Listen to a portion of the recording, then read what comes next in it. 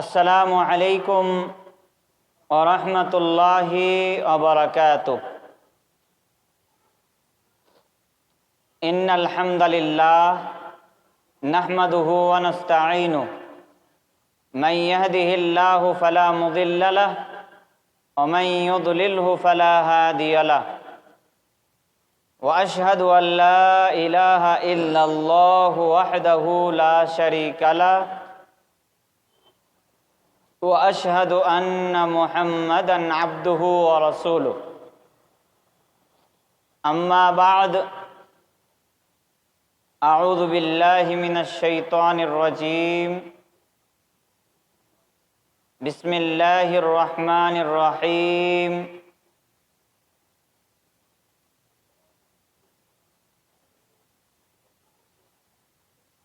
والتين والزيتون وطور سينين وهذا البلد الأمين لقد خلقنا الإنسان في أحسن تقويم ثم رددناه أسفل سافلين।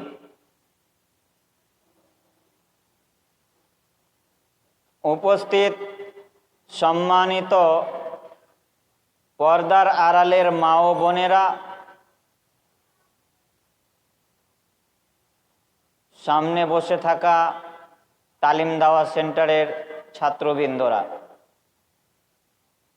প্রশংসা সেই মহান আল্লাহ তাবারাক ওয়া তাআলার জন্য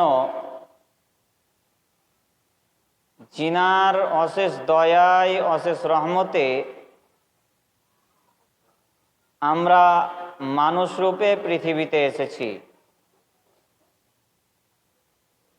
দরুদ ও সালাম নাজিল হোক প্রিয় নবী মুহাম্মদুর রাসূলুল্লাহ সাল্লাল্লাহু আলাইহি ওয়াসাল্লামের উপর, যিনার আগমনে আমরা দ্বীন ইসলামকে পেয়েছি।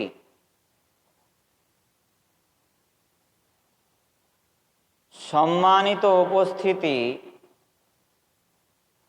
আজ সাপ্তাহিক ইজতেমায় আলোচনার বিষয়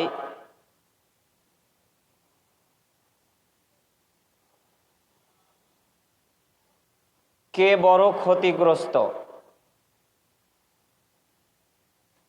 এই শিরোনামে এক গুরুত্বপূর্ণ তথ্যবহন সংক্ষিপ্ত বিবরণের চেষ্টা করব ইনশাআল্লাহ। আমা তাওফীকি ইল্লা বিল্লাহ আলাইহি তাওয়াক্কালতু ওয়া ইলাইহি উনীব। রব্বি ইশরাহ লি সাদরি ওয়া ইয়াসসির লি আমরি ওয়াহলুল উকদাতাম মিন লিসানি ইয়াফকাহু কওলি। রব্বি জিদনি ইলমা আল্লাহুম্মা ফাক্কিহনি ফিদ্দীন।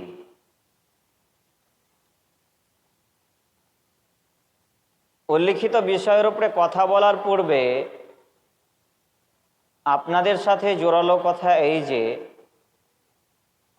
আমি বহুবার প্রত্যেক সপ্তাহে আপনাদেরকে বলে থাকি যে আপনারা নিজের কথাবার্তা বন্ধ করে, আপোষে গল্পগুজব বন্ধ করে চুপচাপ কোরআন হাদিসের কথা শোনার চেষ্টা করুন। কথাবার্তা জরুরি প্রয়োজন ছাড়া উঠা বসা একেবারে বন্ধ করুন, চুপচাপ শোনার চেষ্টা করুন। আজকে আমি আপনাদের সামনে কে বড় ক্ষতিগ্রস্ত এই বিষয়টি নিয়ে আমি আলোচনা করব। কে বড় ক্ষতিগ্রস্ত এটা যদি আমি দেখতে যাই, তাহলে হয়তো সংক্ষিপ্ত সময়ের মধ্যে বুঝাবার চেষ্টা করব, তবে আমি জানি না কতটুকু বুঝাতে পারবো। তার আগে সূরা আসর, যে মহান আল্লাহ তাবারাক ওয়া তাআলা কসম খেয়েছেন যে কোরআনের মধ্যে অনেক জায়গায় কসম খেয়েছেন, কসম খেয়ে অনেকগুলো কথা বলেছেন, মানুষকে বুঝাতে চেয়েছেন কসমের গুরুত্ব কতটুকু। তো আজকে আমি যে বিষয়টিকে নিয়ে আলোচনা করব, মহান আল্লাহ তাবারাক ওয়া তাআলা সূরা আসর, ছোট্ট একটি সূরা, সেখানে মহান আল্লাহ তাবারাক ওয়া তাআলা বলছেন ওয়াল আসর, অবশ্যই মানুষ, সময়ের কসম, অবশ্যই মানুষ ক্ষতিগ্রস্তর মধ্যে নিমজ্জিত। ইন্নাল ইনসানা লাফি খুসর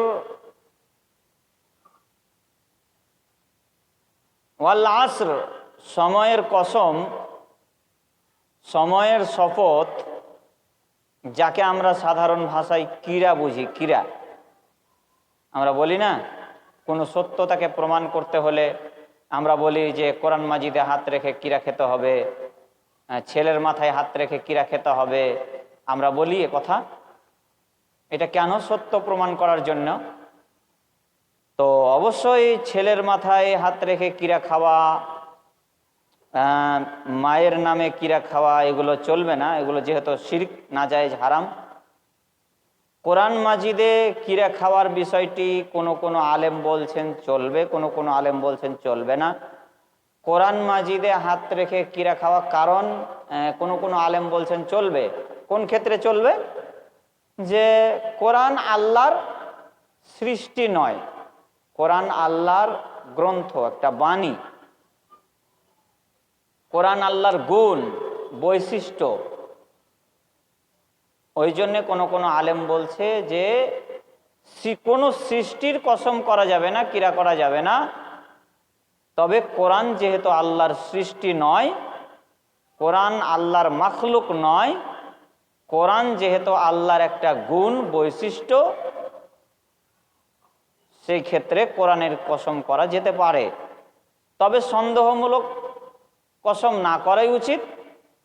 কসম করতে হলে একমাত্র আল্লাহর কসম করতে হবে, সত্যতা প্রমাণ করার জন্য।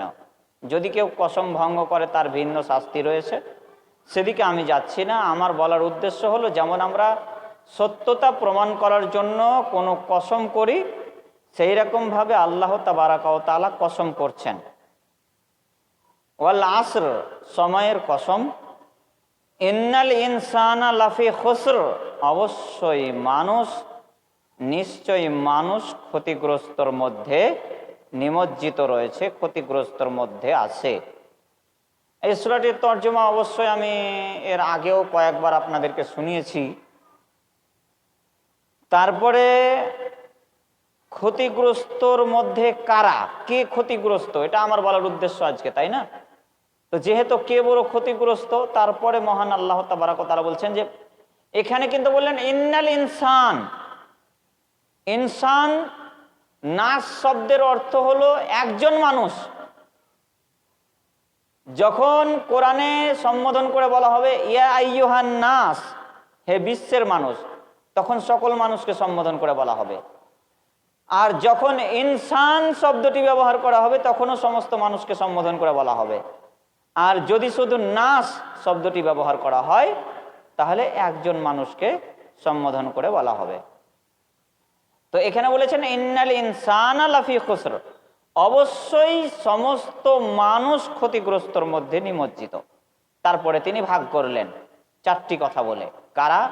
তবে কারা ছাড়া, ইল্লাল্লাযীনা আমানু, তারা নয়। সমস্ত মানুষ ক্ষতিগ্রস্তর মধ্যে নিমজ্জিত, কিন্তু কারা নয়? কারা ক্ষতি থেকে বাঁচবে, এই ধ্বংস থেকে কারা বাঁচবে, এই পথভ্রষ্ট থেকে কারা বাঁচবে? ইল্লাল্লাযীনা আমানু, যারা ঈমান এনেছে, প্রকৃতভাবে ঈমান এনেছে। ঈমানের বিষয়ে অনেক আলোচনা আছে, সেদিকে আমি যাচ্ছি না। এক কথায় ঈমান মানে আমরা জানি যে বিশ্বাস। শুধু বিশ্বাস করার নাম ঈমান নয়, আমি এটা একটু সংক্ষেপে বলে দিই। শুধু বিশ্বাস করার নাম ঈমান নয়। ঈমান বলতে, ঈমান যেমন ইসলামের 5টি স্তম্ভ রয়েছে, ঈমানেরও 3টি স্তম্ভ রয়েছে। ঈমানের 6টি শাখা রয়েছে, 3টি স্তম্ভ রয়েছে।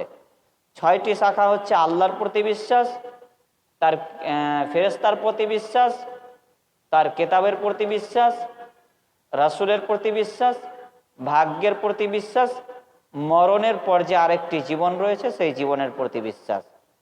এই 6টি জিনিসের উপরে অটলভাবে বিশ্বাস রাখতে হবে।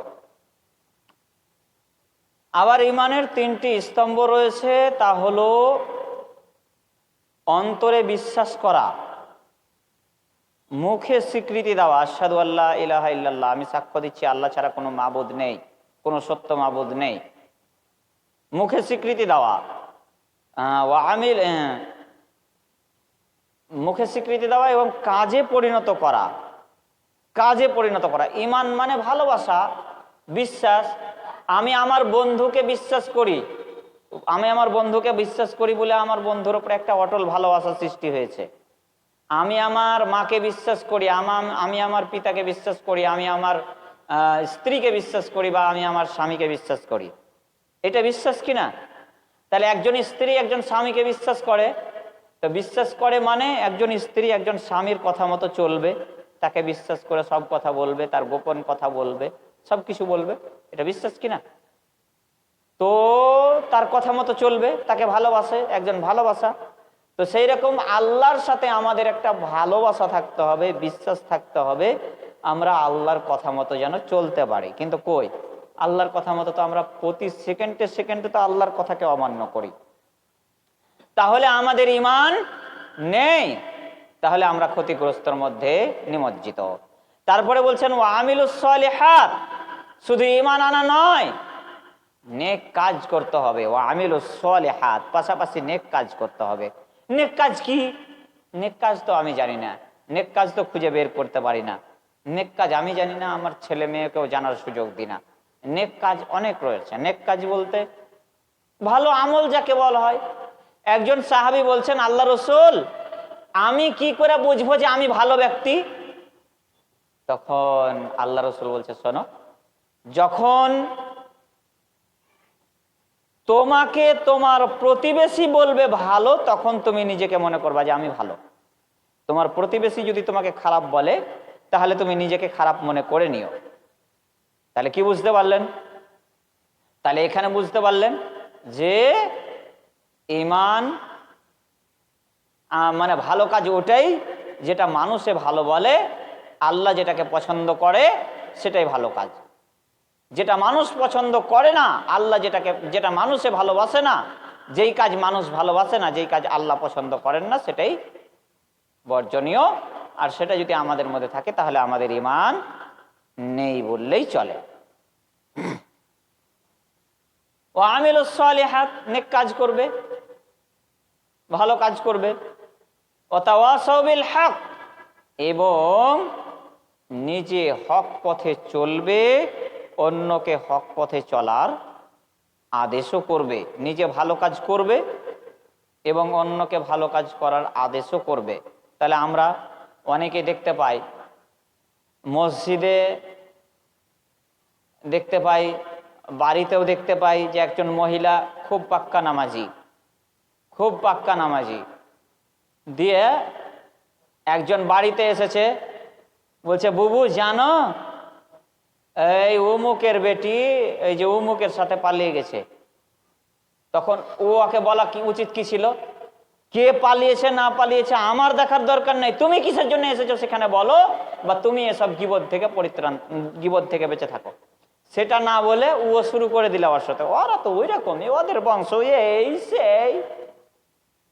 বলেন, নিজে ভালো কাজ, নিজে হক পথে চলবে, হক পথে চলার অন্যকে উৎসাহ দিবে। তো সেটা না করে একজন গীবত করতে এসছে, ওর বাড়িতে শুনেতে এসেছে, তো ও আরো শুরু করে দিলে। ওকে বলা উচিত ছিল যে আমি ওটা শুনতে চাচ্ছি না, দেখো গীবত করা ইসলামে না জায়েজ, কে কি করছে না করছে নিজের কর্মের ফল নিজেই পাবে। অতএব এসব কথা থেকে বিরত থাকো, এসব কাজ করিও না, গীবত করিও না, গীবত পরনিন্দা। কে কি করবে না করবে সেই কর্মের ফল নিজে পাবে। সেটা না বলে আমরা কি করি, শুরু করে দিই যে এই সেই ওর বংশ ওরকম ওরকম, আরো শুরু করে দিই, তার সাথে আরো সাথ দিই। যেখানে হক পথে চলে হক পথে চলার উপদেশ দেওয়ার কথা ছিল, সেখানে আমরা উল্টা করলাম। তাহলে কি হলো? আমরা ক্ষতিগ্রস্তর মধ্যে নিমজ্জিত অবশ্যই। অনেক মানুষকে দেখা যায় মসজিদে নামাজ পড়ে, আবার চায়ের দোকানে বসে আরো আর গিবত ঠিকই করে, একজন করে আর একজন সাপোর্ট দেয়। তাহলে অনেক বন্ধু বান্ধবকে দেখা যায় যে একজন যদি ভালো হয়ে চলে তো আরেকজন বলে, খোঁটা দিয়ে বলে, কখন থেকে ভালো হলি? তাহলে অবশ্যই মানুষ ক্ষতিগ্রস্তর মধ্যে নিমজ্জিত রয়েছে। ওয়াতাওয়াসাউ বিস-সবর, নিজে ধৈর্য ধারণ করবে এবং অপরকে ধৈর্য ধারণের উৎসাহ দিবে, ধৈর্য ধারণ করার জন্য বলবে। তো তা না করে দুইজন ঝগড়া করছে, আর একজন বলছে চালিয়ে যা, বাকি আমি দেখে নেব, চালিয়ে যা। সমাজে আরো বিবাদ সৃষ্টি করার চেষ্টা করছে, বাড়িতে মহিলাদের মধ্যে ঝগড়া লাগাবার চেষ্টা করছে। একটু বাড়িতে কিছু হচ্ছে, ও বাইরে যে আর একটু বাড়িয়ে বলছে, দিয়ে শুরু হয়ে গেছে। তো এগুলো উচিত নয়। তাহলে এখানে চারটি কথা, যে এই চারটা আমল যার মধ্যে থাকবে সে ক্ষতি থেকে বাঁচবে, সে ক্ষতিগ্রস্ত নয়। বাকি সব মানুষই ক্ষতিগ্রস্ত। কি? ঈমান আনবে এবং নেক কাজ করবে। দুইটা হলো, নিজে হক পথে চলবে, মানুষকে হক পথে চলার জন্য উৎসাহ দিবে, নিজে ধৈর্য ধারণ করবে, অপরকে ধৈর্য ধারণ করার জন্য উৎসাহ দেবে। তাহলে এই চারটা গুণ যার মধ্যে থাকবে সে ক্ষতিগ্রস্ত নয়, বাকি সব মানুষই ক্ষতিগ্রস্ত। এবার চলুন মহান আল্লাহ তাবারাকা ওয়া তাআলা সূরা ৩-এর মধ্যে কি বলছেন।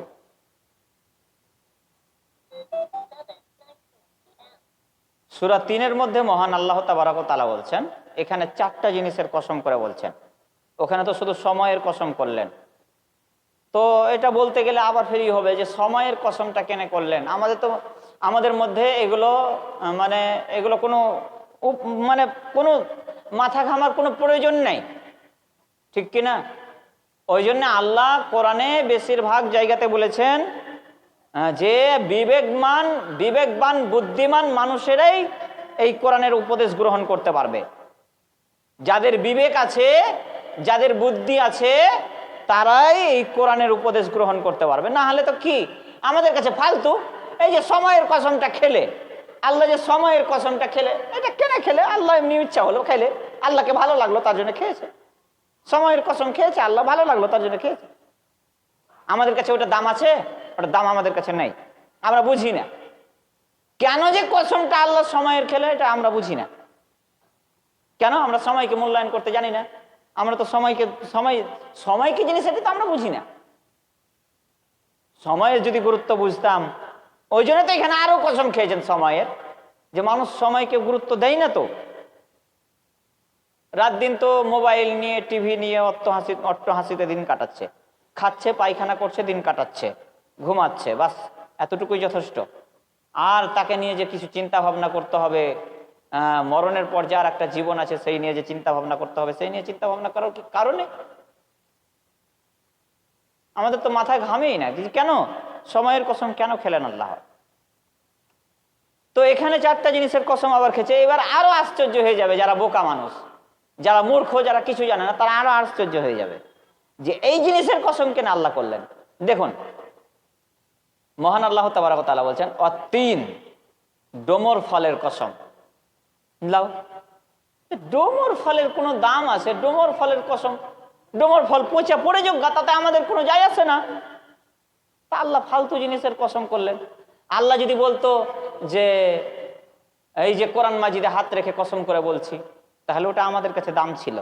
যে সত্য কথা না হলে কি কোরআন মাজিদের উপরে হাত রেখে আল্লাহ কসম করে? ওটা আমাদের কাছে দাম আছে। আল্লাহ যদি বলতো যে মায়ের কসম, তাহলে আমাদের কাছে ওটা দাম ছিল।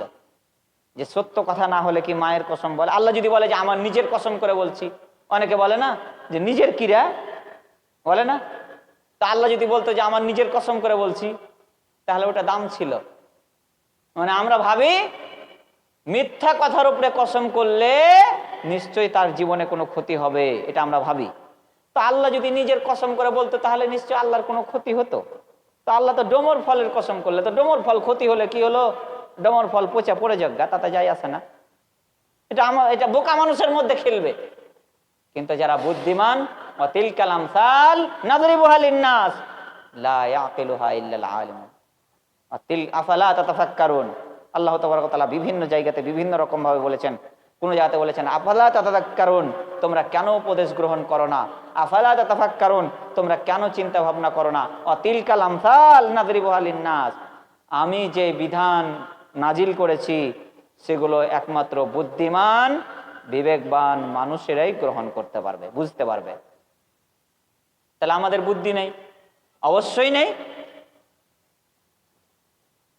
তো মহান আল্লাহ তাবারক ওয়া তাআলা এখানে বলছেন অত্তিন, ডোমর ফলের কসম, অজাইতুন, জাইতুন ফলের কসম। জাইতুন ফল তো আমাদের এখানে নেই। জাইতুন ফল আরব, দুবাই এসবগুলোতে পাওয়া যায়।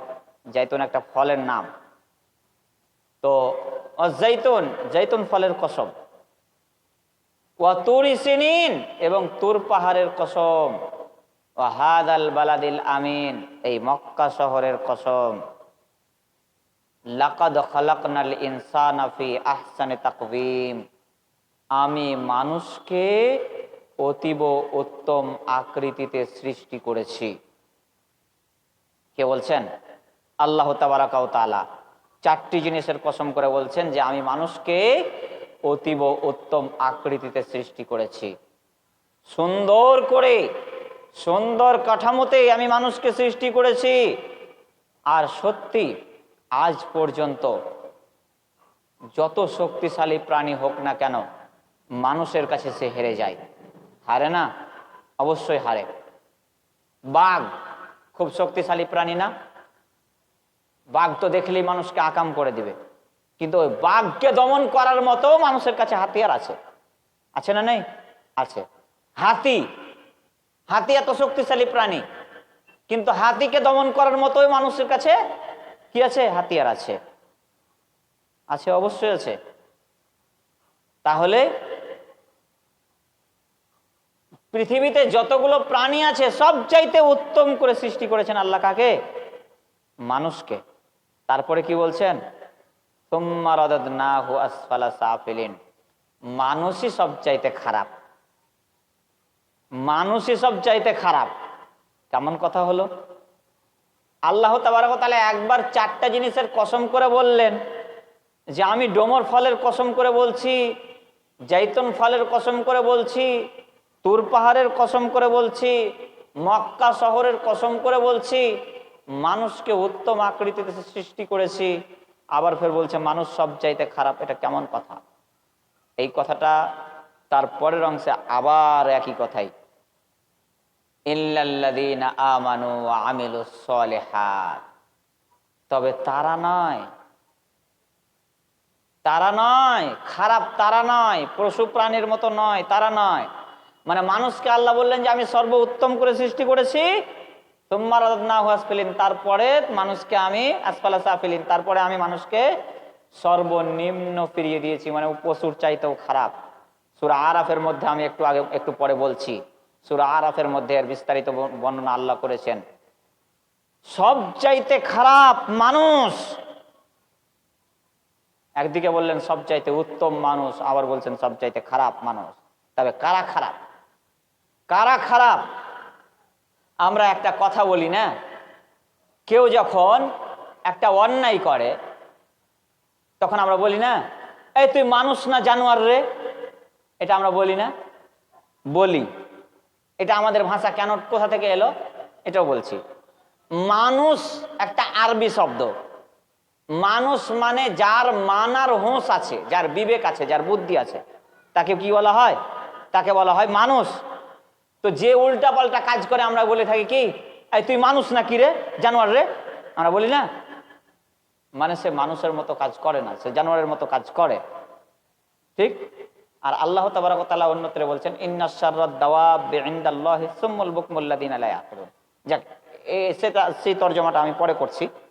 তো মানুষ মানে যখন মানুষকে অন্যায় করতে দেখে তখন বলে মানুষ খারাপ, মানুষ লয়, ও মানুষই লয়। কেন মানুষই লয় বলে?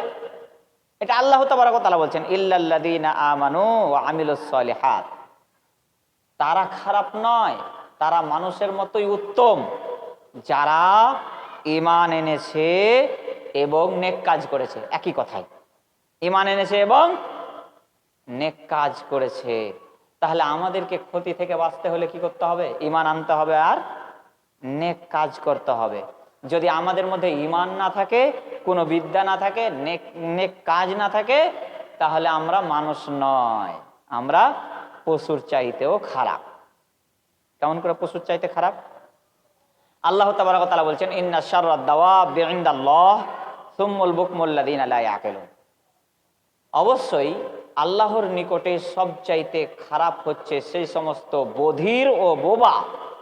সুম্মুল বুকমুল্লাযীনা লা ইয়াকিলুন, আল্লাহর নিকটে সবচাইতে খারাপ, সবচাইতে নিকৃষ্ট হচ্ছে সেই সমস্ত বধির ও বোবা যারা জ্ঞান বুদ্ধিকে কাজে লাগায় না। ইয়াকিলুন, যারা নিজের আক্কেলকে সঠিক কাজে লাগায় না।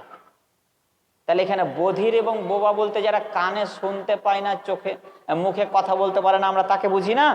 কিন্তু আল্লাহ তাবারক ওয়া তাআলা ওটা বলেন না। আরে বধির করেন আল্লাহই তো করেন, বোবা করেন আল্লাহই করেন, তো তাদের কি দোষ? ওটা নয়। আল্লাহ তাবারক ওয়া তাআলা এখানে বলতে চাইছেন যে যারা ওই যে ইজতেমা চলছে আর আপোষে একে ওকে চিমটি কাটছে, এদিকে চিমটি কেটেলে, ওদিকে চিমটি কেটেলে, ওদিকে গল্প করছে, এই করছে, একে বলা হয় বধির। মানে ও শুনতে পেয়েছে তবুও শোনার চেষ্টা করে না, যে একটু ধ্যান দিয়ে শুনি, শোনার চেষ্টা করে না, একে বলা হয় বধির। আর বোবা বলা হয় কি? বোবা কাকে বলছেন আল্লাহ তাবারক ওয়া তাআলা? বোবা কি বলছেন? যে একটু জিকির করে না, আল্লাহর জিকির করে না। ফের ওর সামনে যখন কোনো মানে এই মোবাইলে যদি কোনো একটা মানে নাটক দেখছে, তো ঠিক ওই যেভাবে বলছে হুবাহুব সেই ওইভাবেই বলছে। কিন্তু কিন্তু কোরআন যে তেলাওয়াত করা হচ্ছে মোবাইলে, যে অনেক ফেসবুকে ইউটিউবে কোরআন তেলাওয়াত করা হচ্ছে, সেই নকলটা কেউ করে না, কিন্তু কেউ নাটক করে ছাড়ছে, সেই নকলটা আবার করতে ঠিকই বাহাদুর। একই বলা হয় বধির এবং বোবা। আল্লাহ বলছেন যে অবশ্যই আল্লাহর নিকটে সবচাইতে খারাপ, সবচাইতে নিকৃষ্ট, জঘন্য ওই ব্যক্তি, ওই সব বধির এবং বোবা লোক যারা জ্ঞান বুদ্ধিকে কাজে লাগায় না। বুঝতে পারলেন? তাহলে আজকে আমার বিষয় সম্পূর্ণ যে কে বড় ক্ষতিগ্রস্ত, আমি আপনাদেরকে ভালো করে বুঝিয়ে দিচ্ছি, জানি না কতটুকু বুঝাতে পারছি। তারপরে আসুন সূরা আরাফ 81 নম্বর আয়াত। মহান আল্লাহ তাবারক ওয়া তাআলা বলছেন, শুনুন, ওয়ালাকাদ যারানা লি জাহান্নামা কাসীরাম মিনাল জিন্নি ওয়াল ইনস। আমি জাহান্নামকে সৃষ্টি করেছি জিন এবং মানুষ, এই দুটি জাতির জন্য। বুঝতে পারলেন? অন্য জায়গাতে আল্লাহ তাবারক ওয়া তাআলা বলছেন ওয়াকুদুহান নাস ওয়াল হিজারা, জাহান্নামের লকড়ি হবে মানুষ এবং পাথর। কেমন কথা? তাহলে আমরা কেউ জান্নাতে যেতে পারবো না? জাহান্নামের লকড়ি যদি মানুষ এবং পাথর হয়, তাহলে আমরা কেউ জান্নাতে যেতে পারবো না? পাথর কি দোষ করলো? আর আমরা নেই দোষ করলাম, পাথর কি দোষ করলো? পাথর কি দোষ করলো একটু আগে, একটু পরে বলছি, আমি এটা শেষ দিকে বলবো। এই কথাটা আমি মনে রাখছি, শেষ দিকে বলবো। এই ব্যাখ্যাটা দিই যে আল্লাহ তাবারক ওয়া তাআলা বলেন ওয়াকুদুহান নাস ওয়াল হিজারা, জাহান্নামের লকড়ি হচ্ছে মানুষ এবং পাথর। তাহলে আমরা কেউ জান্নাতে যেতে পারবো না। আর এদিকে বলছেন ওয়ালাকাদ যারানা লি জাহান্নামা কাসীরাম মিনাল জিন্নি ওয়াল ইনস, আমি জাহান্নামকে সৃষ্টি করেছি মানুষ এবং জিনের জন্য, জিন এবং মানুষের জন্য। তাহলে আমরা কেউ জান্নাতে যেতে পারবো না। এবার তারপরে কি বলছেন শুনুন, কাদের জন্য? লাহুম কুলুবুল লা ইয়াফকাহুনা বিহা, তাদের অন্তর আছে, তাদের বুঝার শক্তি আছে, ব্রেন আছে, কিন্তু তারা লা ইয়াফকাহুনা বিহা, তারা নিজের ব্রেনকে কাজে লাগায় না, বুঝে না, বুঝেও বুঝে না। আরে আমি মানুষকে বুঝার শক্তি দিয়েছি, তবুও বুঝে না। যারাকে বুঝার শক্তি দিয়েও বুঝে না, জ্ঞান বুদ্ধিকে কাজে লাগায় না, তাদের জন্য আল্লাহ তাবারক ওয়া তাআলা কি করেছেন? সেই সমস্ত জিন এবং মানুষের জন্য আল্লাহ কি করেছেন? জাহান্নামকে সৃষ্টি করেছেন। তারপরে কি বলছেন? ওয়ালাহুম আ'য়ুনুল লা ইউবসিরুনা বিহা, চোখ দিয়েছি কিন্তু তারা দেখে না। তো আমরা চোখ দিয়ে তো সবকিছুই দেখতে পাচ্ছি না? চোখ দিয়েছি কিন্তু দেখে না, তো চোখ দিয়ে তো সবকিছুই দেখতে পাচ্ছি। কি দেখি না? দেখি না আল্লাহর কালাম, দেখি না আল্লাহর বিধান। ওই যে কোরআন মাজিদের আয়াত কোরআন মাজিদই থাক, আমাদের কোনো প্রয়োজন নাই। কোরআন মাজিদের আয়াত কোরআন মাজিদই থাক, আমাদের কোনো প্রয়োজন নেই। জেনে রাখবেন, এই সমস্ত মানুষের জন্য আল্লাহ, মানুষ ও জিনের জন্য আল্লাহ জাহান্নামকে সৃষ্টি করেছে। ওয়ালাহুম আযানুল লা ইয়াসমাউনা বিহা, কান দিয়েছি কিন্তু শুনে না। কান দিয়ে তো সবই শুনি আমরা। কান দিয়েছি যে শুনে না মানে, ওই যে ইজতেমা হচ্ছে, ইজতেমাতে যতক্ষণ বসে আছি ততক্ষণই, ইজতেমার বাইরে যেমনই চলে যাব, কোথায় নামাজ, কোথায় রোজা, কোথায় কি, আবার যে টিভিতে বসবো, আবার যে মোবাইলটা হাতে নিব, আবার যে মোবাইলটা হাতে নিয়ে খুলে দেবো, দেখবো আবার সব কিছু, বাস ঝামেলা শেষ। তাহলে বুঝতে কি পারলাম? ওয়ালাহুম আ'য়ুনুল লা ইউবসিরুনা বিহা, আল্লাহ বলছেন চোখ দিয়েছি কিন্তু তারা দেখে না। কান দিয়েছি, ওয়ালাহুম আযানুল লা ইয়াসমাউনা বিহা, কান দিয়েছি কিন্তু তারা শুনে না, মানে শুনেও শুনে না। সবকিছু শুনতে পাচ্ছে কিন্তু শুনে না, দেখতে পাচ্ছে কিন্তু একদিন কোরআন খুলে দেখে না বা চেষ্টাও করে না। বুঝতে পারছে সবকিছু কিন্তু বুঝার চেষ্টা করে না, বুঝার চেষ্টা করে না। বুঝতে যদি ও না পারতো, তাহলে মোবাইলে কোন বাটনটা টিপতে গেলে ইউটিউব আসবে, কোন বাটনটা টিপতে গেলে ফেসবুক আসবে, এটা তো ঠিকই বুঝতে পারছে। ওর মধ্যে যদি বুঝ শক্তি নাই থাকতো, তাহলে এটা কি করে বুঝলে যে মোবাইলে কোন বাটনটা টিপতে গেলে ফেসবুক ওপেন হবে, কোন বাটনটা টিপতে গেলে ইউটিউব ওপেন হবে? এটা তো সবই বুঝতে পারছে। তার মানে বুঝার শক্তি আছে, কিন্তু বুঝার শক্তি কাজে লাগায় না।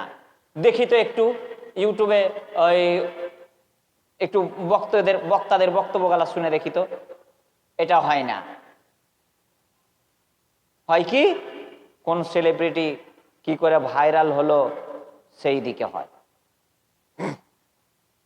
তো বুদ্ধি সবকিছুই আছে এদের জন্য। আল্লাহ তাবারক ওয়া তাআলা বলছেন, যারা কান থাকা সত্ত্বেও শোনার চেষ্টা করে না, ভালো জিনিস শুনে না, যাদের বিবেক থাকা সত্ত্বেও তারা বুঝে না, যাদের চোখ থাকা সত্ত্বেও দেখে না,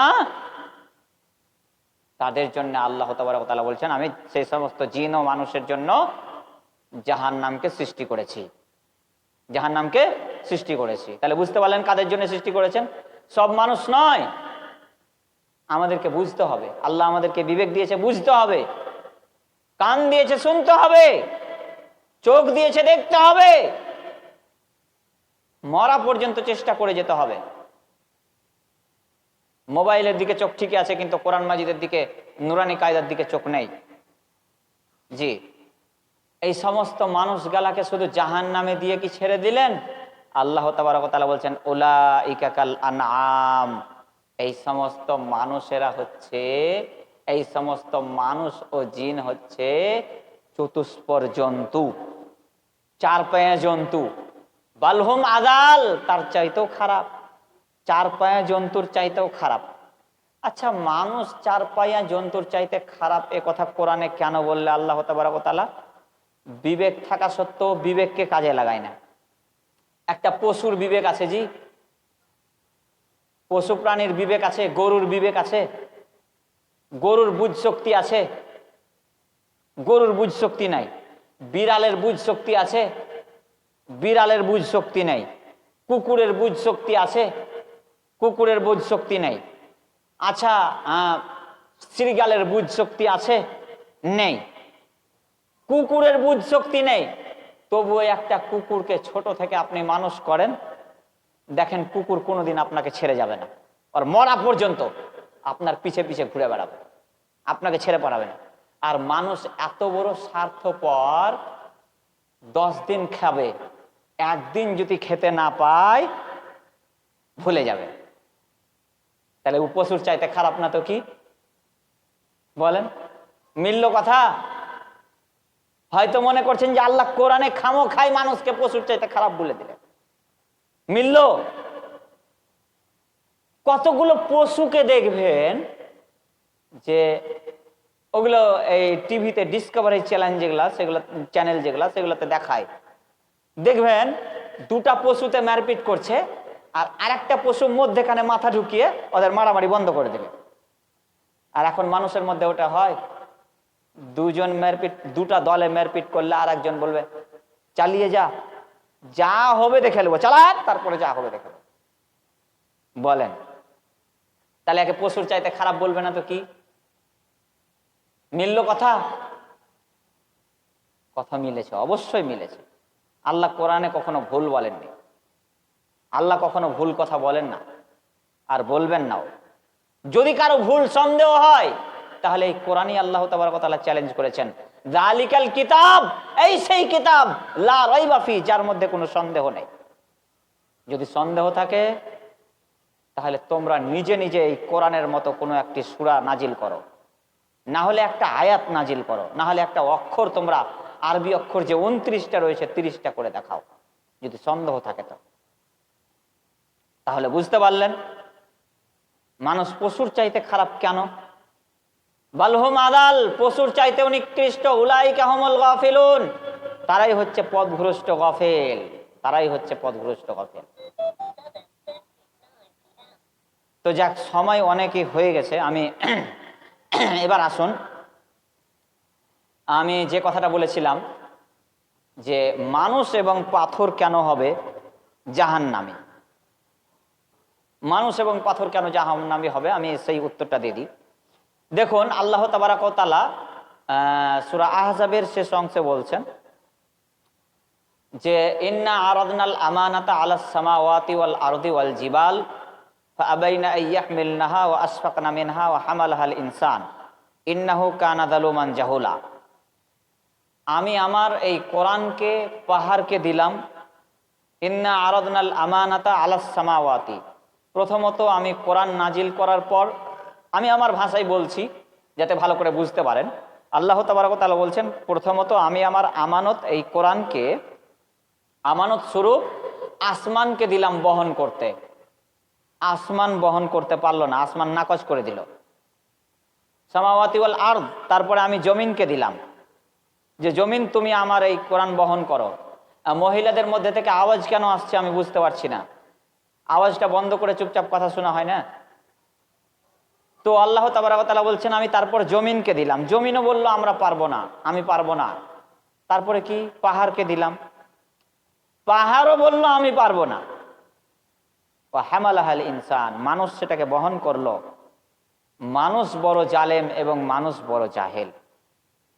কেন মানুষ বড় জালেম এবং মানুষ বড় জাহেল?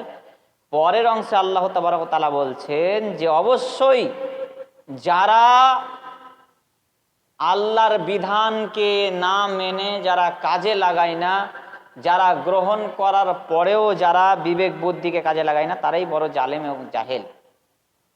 তো দেখুন এখানে পরের অংশতে আল্লাহ তাবারক ওয়া তাআলা যে কথাটা বললেন, মানে আমি একটু নিজের ভাষায় আমি ভালো করে আপনাদেরকে বুঝিয়ে দিই, তাহলে বুঝতে পারবেন যে মানুষ বড় জালেম। একটু আগে আমি বললাম যে মানুষকে জালেম এবং জাহেল বা মানুষকে খারাপ কেন বলা হলো।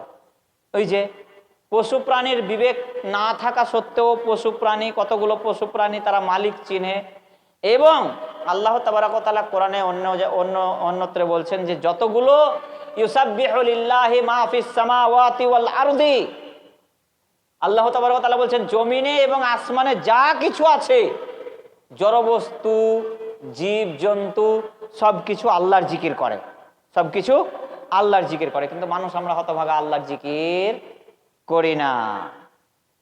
তাহলে কি হলো? ওদের বিবেক নেই, বুদ্ধি নেই, তবু আল্লাহর জিকির করছে।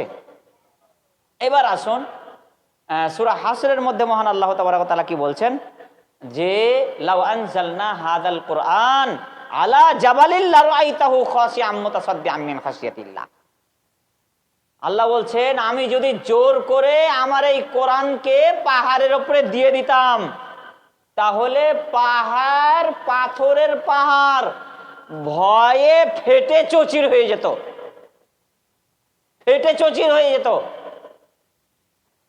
পাহাড় জি শক্ত, যাকে হাতুড় দিয়ে মেরে ভাঙা যায় না সহজে। মেশিন ব্যবহার করতে গিয়ে মেশিনও ফেল পড়ে যায় অনেকে, তাকে কাটতে। পাথরকে, সেই পাথরের ব্যাপারে আল্লাহ বলছে যে আমি যদি পাহাড়কে দিয়ে দিতাম কোরআন, যে পাহাড় তোমাকে আমার এই বিধান মানতে হবে, কোরআন তোমাকে মানতে হবে, তাহলে পাথর আল্লাহর ভয়ে ফেটে চৌচির হয়ে যেত। এখনো কোরআনে আছে, আল্লাহ তাবারক ওয়া তাআলা বলছেন যে যে সমস্ত এই যে পাহাড়ের ঝর্ণাগুলো দেখেন না, ওই পাহাড়ের ঝর্ণাগুলো কেন বহে? পাথর কান্না করে, পাথর কান্না করে। কিন্তু আমরা মানুষ, আমাদের যে চামড়া, সামান্য একটা রক্তের টুকরা, একটা কলিজা, পিলহা, আল্লাহর ভয়ে কাঁপে কি? কাঁপে না, একটুকু কাঁপে না। তাহলে বলেনি কত বড় কঠোর আমরা হয়ে গেছি, কত বড় কঠোর আমরা হয়ে গেছি, চিন্তা করতে পেরেছেন? আল্লাহু আকবার। তো এবার বলুন, মানুষের জন্য এবং জিনের জন্য, মানুষ এবং পাথরের জন্য আল্লাহ জাহান্নাম সৃষ্টি করলেন। এই যে মানুষ আল্লাহকে না মেনে নিজে মাবুদ তৈরি করছে, পাথরের মূর্তি তৈরি করছে, দিয়া ওকে সিজদা করছে, অথচ তার আল্লাহকে সিজদা করা উচিত ছিল। তো যারা এইভাবে পাথরের মূর্তি বানিয়ে সিজদা করছে, সেই সমস্ত লোককে আল্লাহ কিয়ামতের দিন পিছন দিকে হাত বেঁধে দিবেন, পিছন দিকে হাত বেঁধে দিবেন, দিয়া যে সমস্ত মূর্তিগুলো বানিয়েছে পাথরের, সেই সমস্ত মূর্তিগুলোকে আত্মা দেওয়ার জন্য বলা হবে যে এই যে তৈরি করেছিলি, একে আত্মা দে, কত বড় ক্ষমতা ছিল তোর, আত্মা দে। এখন আত্মা যখন দিতে পারবেন না, মানুষ যখন আত্মা দিতে পারবে না, তখন আল্লাহ নিজে আত্মা দিবে।